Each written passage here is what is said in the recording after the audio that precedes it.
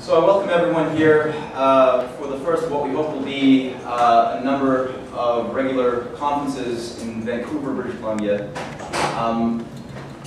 We've convened here as part of a conference which is hosted by the Committee for the Republic of Canada. This is an organization which has been affiliated for decades with the American economist and statesman Lyndon LaRouche, who many of you have had a chance to research a little bit and get a better sense historically of his role in advancing thermonuclear fusion and the defense of sovereign nation states in the tradition of John F. Kennedy, Franklin Roosevelt, which today is coming at a moment where we do have a collapsing paradigm which has been dominated by a multi-decades-long push towards a post-industrial economy of speculation, short-term thinking, and this idea that society no longer needs to produce. We can simply now move into an ideas-based world of consumption, let people around the world who we don't get to see do all of the work. And somehow this utopic model, surprise, surprise, doesn't work, and the entire edifice of speculative debt upon which our society has been built is now in a state of meltdown, with bailouts no longer working, and that whole, all of the thoughts and beliefs that have sustained it are now being put into question, and a new system is now arising. So we've taken this opportunity today to have a series of presentations given by leading members of our organization, which will be divided into two panels, and also friends of our organization who have worked with us for many years, some newer friends and some older friends. The first presentation, the first panel will be emerging from the world crisis into a new system of economic value, and we'll go on until 2:04, after which we'll have some questions and answers, a short break, and then the second panel on the new development paradigm for mankind. So what we can accomplish were the mechanisms for a new system quickly established and the principles of a real scientific system of value put in place to save nation states from this speculative bubble which is falling upon all our heads. So without further ado, I would just make one announcement that we would like people to keep their cell phones off at all times. Conversations should be kept outside the room, and hold your questions for the end of this panel series, and hopefully we'll have a lively dialogue. So I believe I've covered most of my bases here so far. Paul Glumaz will be our first keynote speaker, who will be speaking on the end of the transatlantic monetarism and the new reality of a science-driven Pacific Rim multipolar world. And Paul has been a Northwest organizer for Executive Intelligence Review and the LaRouche movement, with many published reports on the imperial usages of anthropological studies to advance an agenda which has nothing to do with humankind. So that can be researched more on our website, and I invite you to talk to Paul after our conference to know more. So I'll leave it at that. Paul, for you. Thank you, Matt. So tonight, in the short time available, I'm going to try to get across the reality that we are now in the greatest revolution in world history. Okay? A revolution you are not being informed of in the media. And so far as I know, no elected official in either Canada or the United States is shouting from the rooftops about it.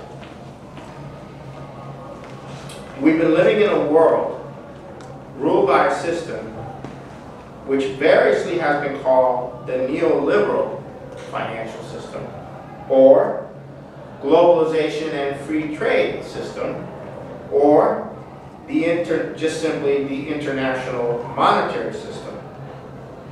More specifically, many have called it the globally extended British Empire, since its roots are in the earlier British Empire and the colonial period. Its primary center of dominion is in the transatlantic region of the planet. It rules North America in part through associations like the North American Free Trade System, and it rules Europe in part through the European Union. These are all creations of this transatlantic monetary system. Its global institutions, that is, its international pillars, are briefly the International Monetary Fund, which determines whether your nation is worthy of receiving loans from any private or public institutions of the transatlantic region. The World Bank, which gives you loans for projects if you are compliant. The World Trade Organization, which determines the rules of trade by which nations are forced to operate under, increasing the trade, decreasing the ability of any nation to have a full set economy or to produce for themselves. The fourth is the Financial Stability Board, which emerged in 2009 as a product of the bailouts, and it coordinates the emergency actions of its nations to deal with any crisis that might occur because what is called a globally significant financial institution is threatened with collapse. And this is set up to protect those institutions at the expense of depositors and obligations that the bank has. Then you have the group of 7. It used to be 8. Russia's not really with it anymore. And then the group of 20, which is sort of disintegrating right now. The central banks that are at the center of this monetary mission of the system is the U.S. Federal Reserve, the European Central Bank, the Bank of England, the Bank for International Settlements plays a role above them all. The financial and market centers where the prices of things and currencies are decided by market activity controlled by the central banks and the largest private banks, too big to fail, are chiefly in London, which rigs the daily currency values, New York, Frankfurt, also in Tokyo, and the biggest being London, of course, the center of centers for financial trade. The transnational corporations that are part of the system are the huge private oil companies in the transatlantic region, as well as the large food cartels that control shipping and marketing of food all over the world. Then there's a system of control over the transfer and production of fossil fuels on which nations exist, including the manipulation of prices through the markets, as well as controlling the currencies that are used in the trade of oil. Last but not least is the rocket fuel of illegal financial activity based on the global illegal drug trade. These drug funds are a key factor in the hypercharging speculation system. The bankers involved all have stay-out-of-jail-free cards from their respective governments. Finally, the whole system is unified as a one by a system of hedge funds speculating in gyrating market of derivatives, bets on bets that have reached the $2 quadrillion level. Value in this system has nothing to do with the use value in the economy or anything else. Rather, value is what the market decides through supply and demand, or the invisible hand. It is the gyrating hyper-casino that determines value. And that value is a monetary value. And this market is the God that makes possible the greatest good and the greatest benefit for everyone. And by definition, anything that interferes with the market is the greatest evil, like government subsidies, regulations, or even worse, a social net that prevents people from competing for their mere existence in the marketplace. This system, which has increasingly triumphed over the world over the last 50 years, is the system that has de-industrialized and made consumerism the basis of the economy in the most developed parts of the world, and cheap labor the basis for economic existence in the least developed parts of the world. This is one integrated system, and it is coming down. Within that system, there are those who will go to nuclear war to try to keep the collapsing system afloat. This is where the issue of who is in control of the nuclear arsenal of the United States comes into play. Lastly, This is the system which has dominated how people think about what is possible. And it has also dominated what they think they are and what they think their future is. And this is a system that emphasizes the here and now, pleasure for pleasure's sake. This is the system that has created intense pessimism and in the population. What I have been working for in the last 30 years is a different system. That different new system has been incubating for a long time as ideas and has emerged for the first time, newborn, at the BRICS conference in Brazil, in Fortaleza, Brazil, July 14th. The BRICS nations were joined by the heads of states of South America, and now that new system is taking off. This is the system that replaces the transatlantic neoliberal monetary system. Right now, it doesn't have an official name, but people are calling it the BRICS system. But it has already, in a month and a half, gone far beyond the Brazil, Russia, India, China, South Africa. So what is the system and how does it work? What money are they using? First, it is not a monetary system as such. It does not use money as a measure of value. Second, it functions on the level of national sovereignty, where nations, not bankers, make agreements to assist each other in mutual development. These are centered on long-term infrastructure and agro-industrial transformative projects. Internally and on a national level, each nation's finances or lends to itself in its own credit currency, mobilizing its own resources, and then works out trade agreements in which some cases are backed up by local credit currency swaps, or in other cases, with the profit of future production based on the effect of the development created. The system is not anti-dollar or anti-euro as such. Dollars and euros are used by those who have a trade surplus of dollars or euros, which because of the new system is not based on speculation. These dollars or euros, which primarily were held in reserve to protect nations from currency speculators, can now be used by the system as well, since they can now begin to protect each other. China is the most advanced country and the major driver of the system. Development banks, independent of those aforementioned institutions, are stepping in to provide support for the projects. One is the New Development Bank, which is created by the BRICS. The second is the Asian Infrastructure Bank, which Thailand and South Korea have pledged to join. As the transatlantic system collapses, the US, Canada, the European nations, the rest of the world that is not rushing to join this system, will also have to join this system.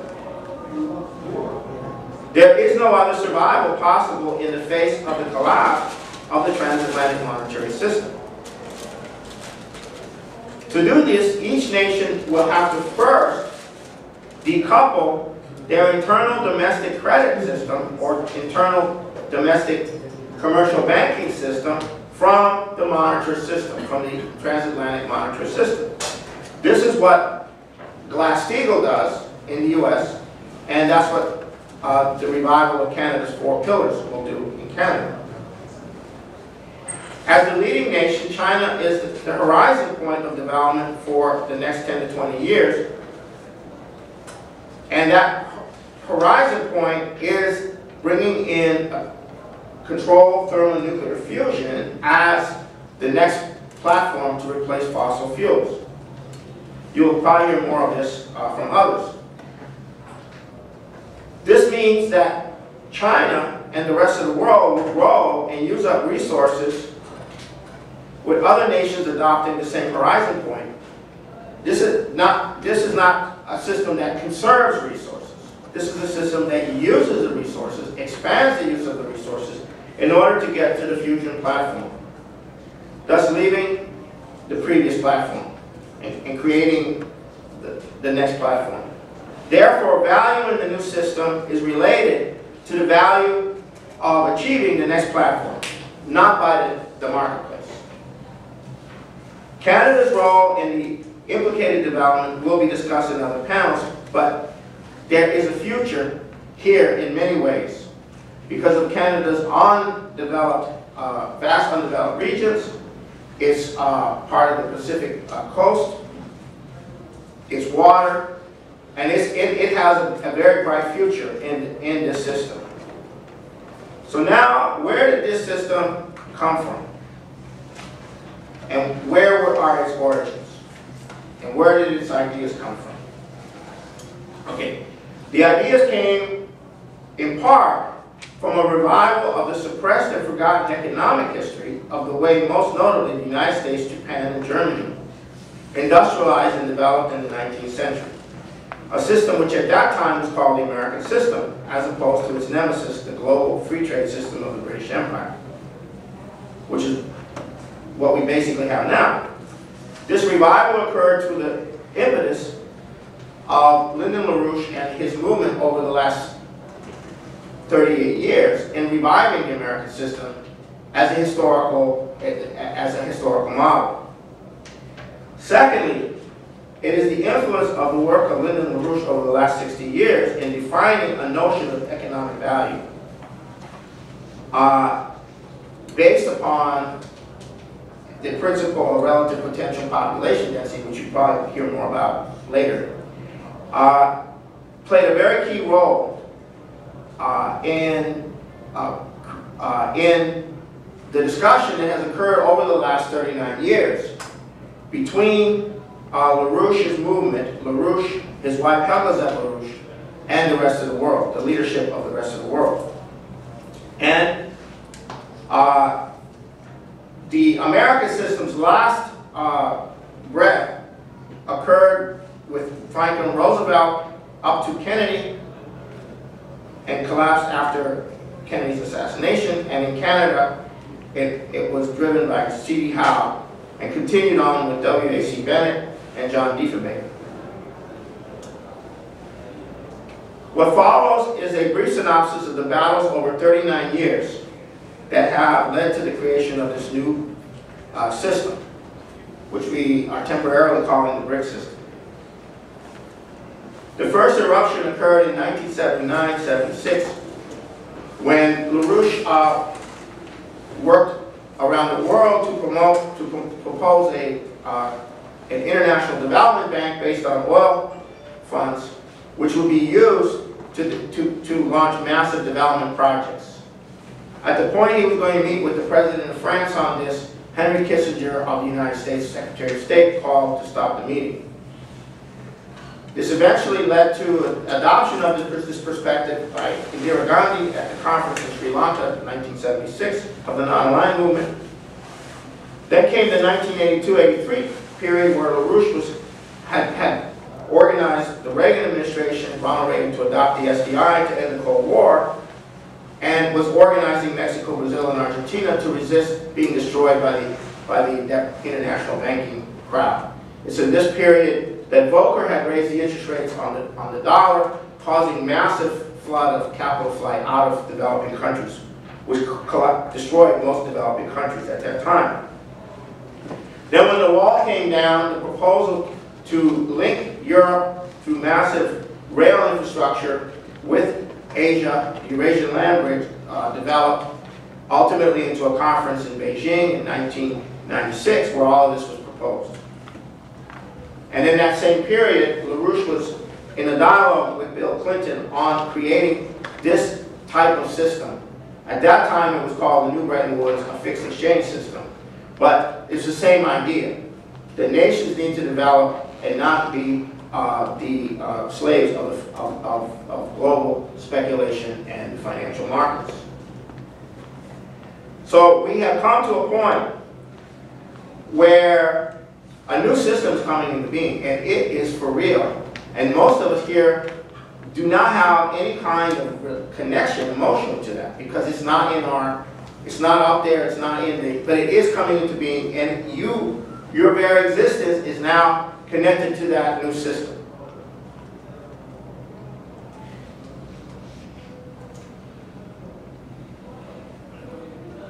Where's Brian? How much? 5. Okay.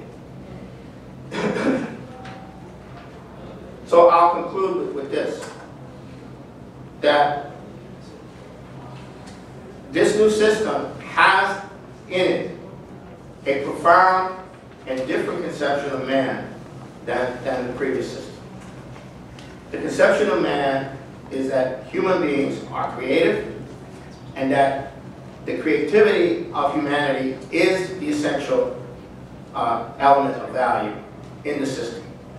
And the application of that is what allows for sustained human existence. This new system can only be stopped at this point by a thermonuclear war. And that is the issue right now on the table. This is why you have the issue of thermonuclear war. So I invite everybody to become involved in the battle to make sure that this new system succeeds, and that within 15 to 20 years from now, we will be entering a fusion, control fusion platform in a different world, and we will have a different conception of who we are. We will not be rats in a cage. We will not be rats in a maze. Okay, we will be fully human. So I will end there and open it up for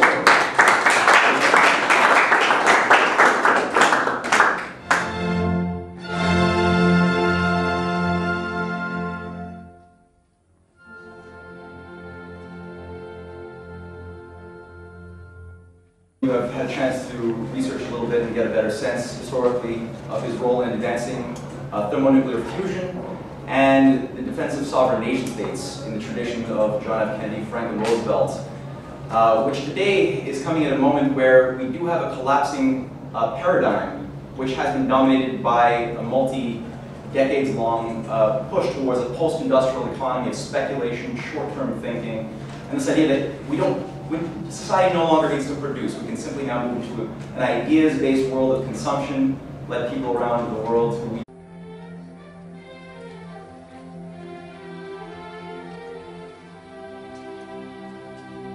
So I welcome everyone here for the first of what we hope will be a number of regular conferences in Vancouver, British Columbia. We've convened here as part of a conference which is hosted by the Committee for the Republic of Canada. This is an organization which has been affiliated for decades with the American economist and statesman Lyndon LaRouche, who many of you know. So, without further ado, I would just make one announcement that we would like people to keep their cell phones off at all times. Conversations should be kept outside the room, and hold your questions for the end of this panel series, and hopefully we'll have a lively dialogue. So, I believe I've covered most of my bases here so far. Paul Glumaz will be our first keynote speaker, who will be speaking on the end of the transatlantic monetarism and the new reality of a science-driven Pacific Rim multipolar world. We don't get to see do all of the work, and somehow this utopic model, surprise, surprise, doesn't work, and the entire edifice of speculative debt upon which our society has been built is now in a state of meltdown, with bailouts no longer working, and that whole, all of the thoughts and beliefs that have sustained it are now being put to question, and a new system is now arising. So we've taken this opportunity today to have a series of presentations given by leading members of our organization, which will be divided into 2 panels, and also friends of our organization who have worked with us for many years. Some newer friends and some older friends. The first presentation, the first panel will be emerging from the world crisis into a new system of economic value, and we'll go on until 2:04, after which we'll have some questions and answers, a short break, and then the second panel on the new development paradigm for mankind. So what we can accomplish were the mechanisms for a new system quickly established and the principles of a real scientific system of value put in place to save nation states from this speculative bubble which is falling upon all our